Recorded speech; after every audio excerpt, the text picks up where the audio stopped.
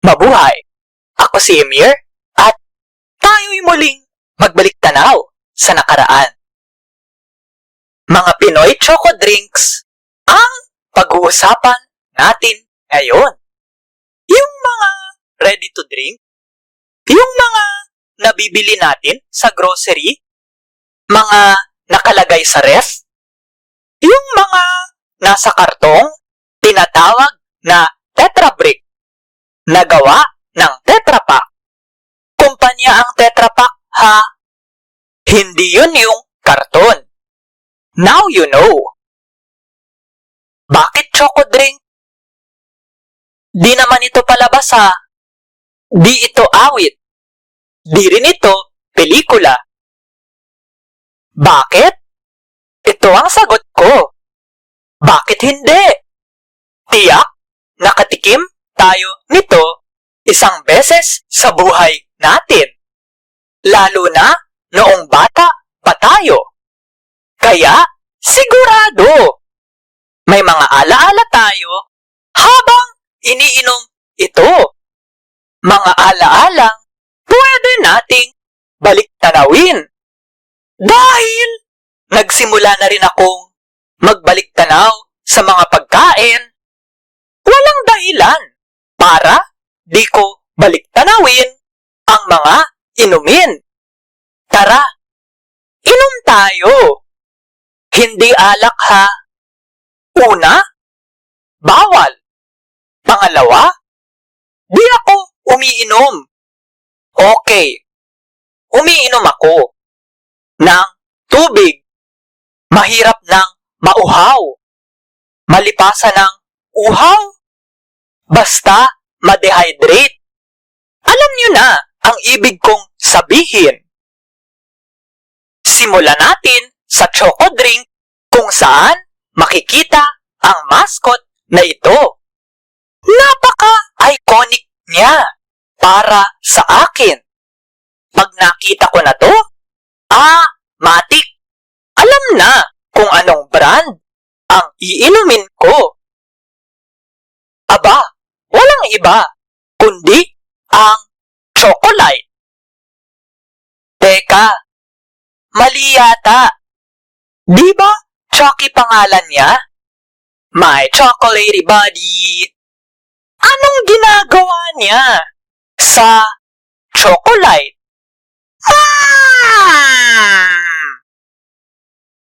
Meron akong nakitang vlog sa internet. Sabi dito, lumabas daw si Chucky sa chocolate bago nagkaroon ng Chucky. Yung inumin, ha? Hindi yung mascot. Kaso, walang source sa blog post na iyan.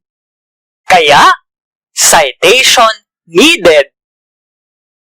Alamin natin, ano nga ba ang ginagawa ni Chucky sa chocolate? And now, a history lesson. Araling pangkasaysayan? Di bagay. Masyadong mahaba. History lesson na lang. Anyway, noong taong 1995, inanunsyo ng San Miguel na isasama o i-merge ang kumpanya nitong nakapokus sa ice cream o sorbetes, ang Magnolia Nestle Corporation sa Nestle Philippines Incorporated. Kumbaga, kinain ng Nestle Philippines Incorporated ang Magnolia Nestle Corporation. Nagka-epekto ang pagsasamang ito noong Pebrero taong 1996.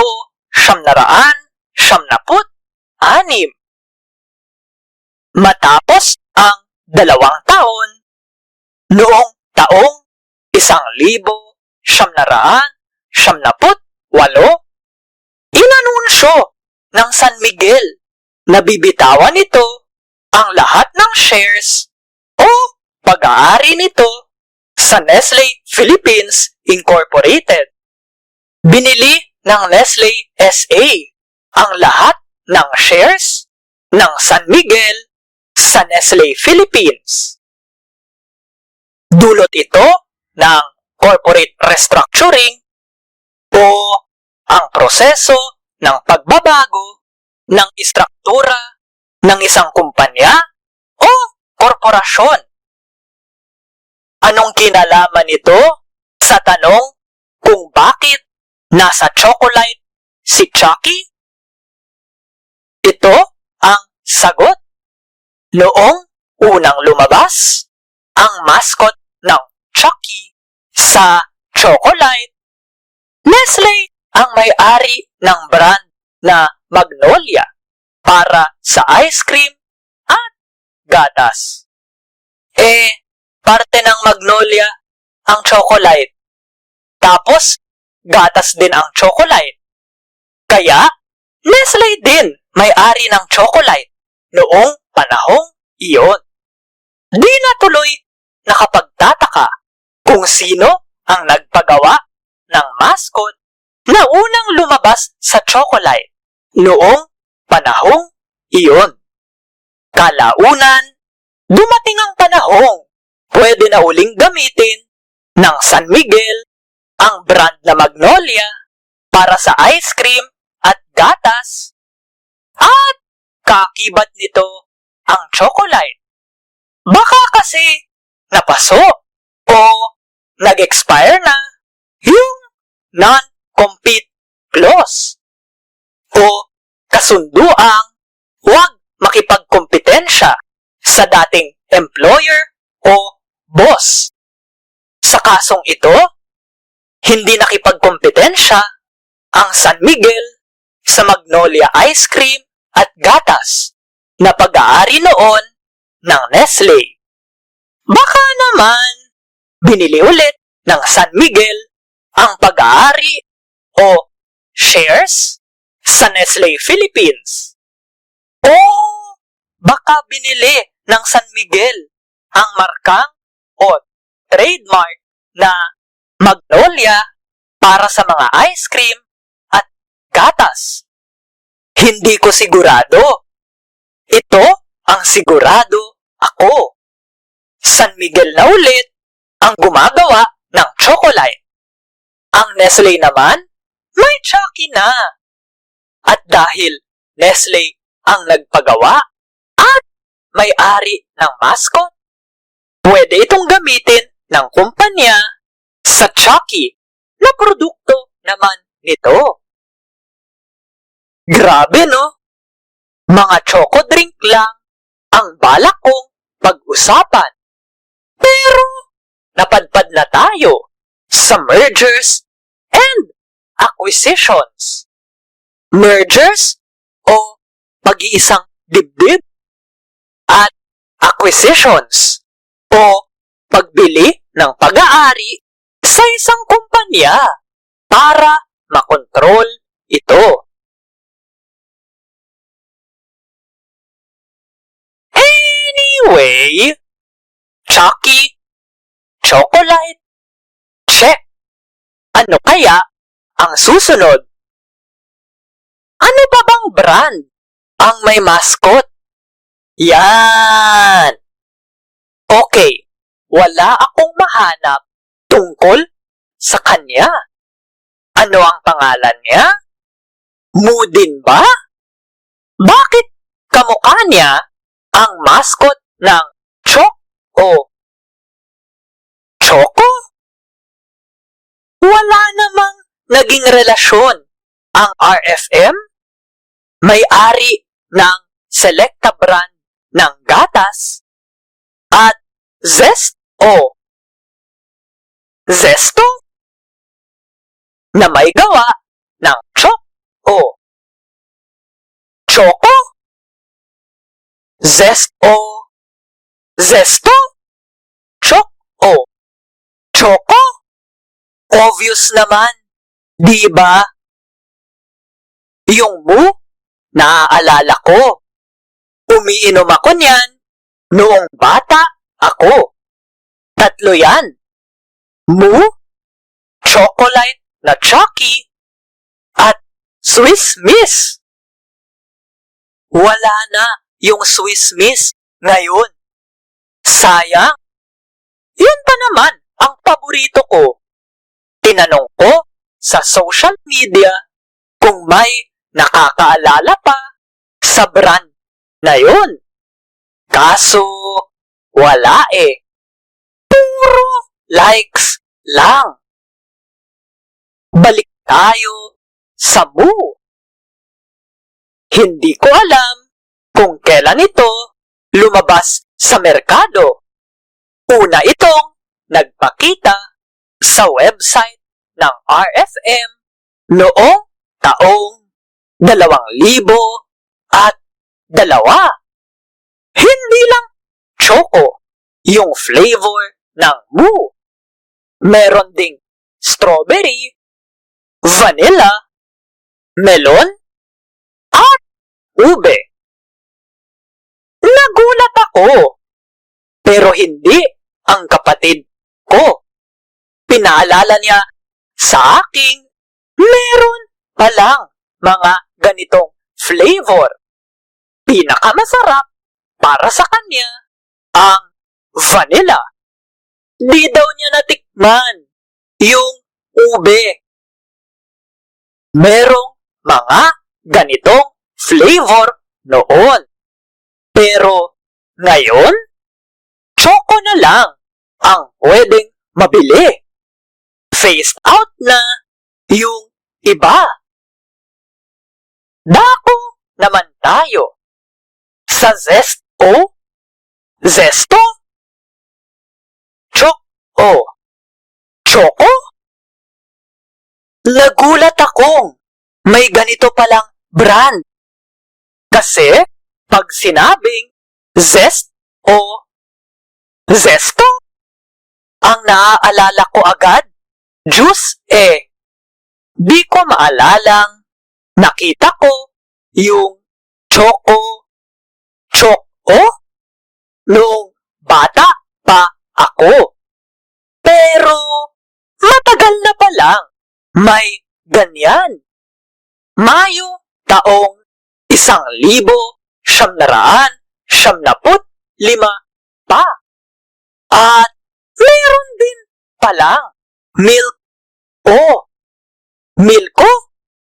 Ngunit hindi ko kailanman nakita yun sa pamilihan. Meron pa bang choco drink na may mascot?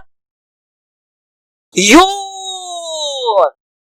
Wala pa ring tatalo sa Alaska. Di tulad ng Chucky, ng Moo, at ng Choco. Simple lang yung baka. Walang costume, walang gimmick, walang kieme. Bago yata itong Alaska Choco. Hindi ko nakita ito noong kabataan ko. Alam ko yung delata, yung evap, at kondensada. Pero hindi itong inumin. Next brand. Alam nyo bang di lang isa, kundi dalawa ang choco drink ng Nestle? Di lang Chucky. Meron ding Milo. Oo, Milo. Milo everyday. Yung ini-endorso ng mga atleta. Mula noon hanggang ngayon, nagsimula bilang powder, pero nasa karton na rin ngayon. Sigurado ako, bago na ito. Walang ready-to-drink na Milo noong kabataan ko. Hindi ba mahahati ang market share ng Nestle dahil dalawa ang brand nito sa choco drink market? Uh? Okay, powder drink? Inuming buhaghag? Na naging Tetra Pak? Tetra Brick? May mas nakakagulat ba dyan? Aba, syempre naman. Wala nang tatalo sa Cloud9. Teka, Cloud9? Di ba? Tsokolate yun? Aba, pwede na rin itong inumin ngayon. Kung di ko lang ito nakita sa 7-Eleven, di ko malalaman na may ganito pala. Walang commercial online. Baka di na kailangan kasi sikat na ito? Kasi ang commercial naman ginagawa para ipakilala ang isang produkto. Sikat ba tong inuming Cloud9? Ewan. At huli, ang Milk Magic. Di ko rin natikman o nakita man lang ang brand na ito noong kabataan ko. Ang gumagawa ng Milk Magic ang siya ring gumagawa ng Frenchies. Nung bata pa ako, iyan ang binibili ng mama ko. Ngayon, alam nyo na ang kwento sa likod ng ilang Choco Milk brand sa merkado. At alam nyo na rin ang mga alaala ko tungkol sa kanila. Ngunit, subalit, datapwat, di tayo titigil dyan. Abangan ang susunod na kabanata. Anong choco drink ang kinalakihan ninyo? Ano ang iniinom niyo hanggang ngayon? Ano ang tingin niyo sa mga inuming ito? Anong brand ang paborito ninyo? Ano ang hindi nyo paborito?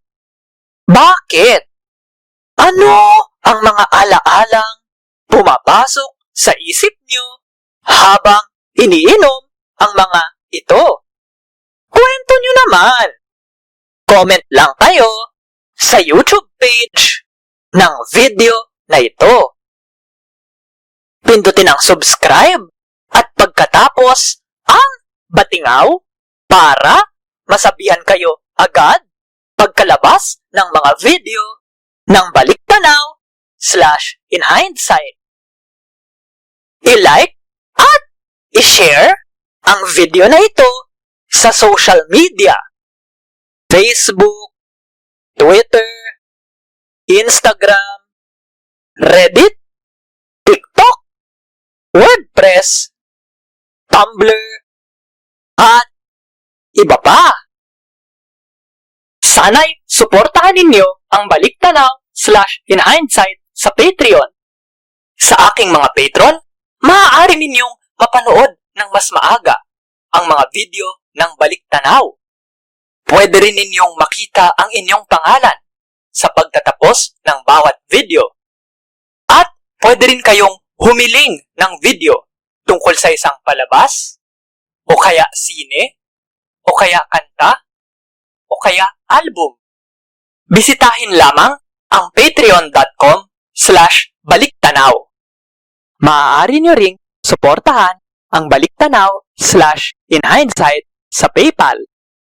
Sa PayPal, kahit magkano ang pwedeng ibigay ninyo.